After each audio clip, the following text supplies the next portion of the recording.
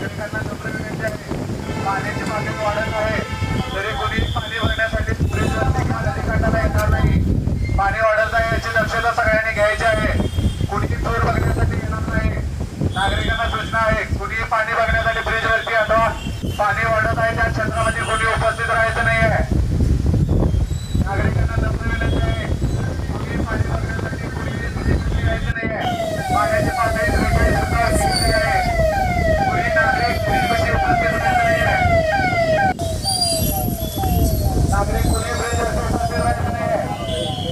पाणी बघण्यासाठी कुणी ब्रिजपाशी यायचं नाही आहे. पाण्याची पातळी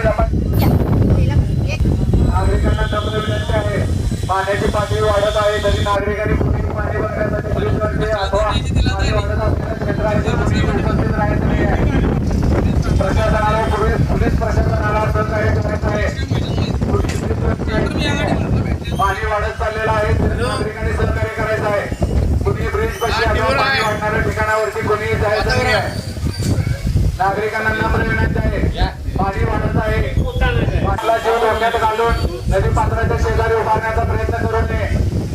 फोटो काढणे अथवा सेल्फी काढणे असे कोणते वर्तन नागरिकांनी करायचं नाही आहे. नागरिकांना नम्र विनंती आहे, पाणी वाढत चाललेलं आहे तरी नागरिकांनी कोणी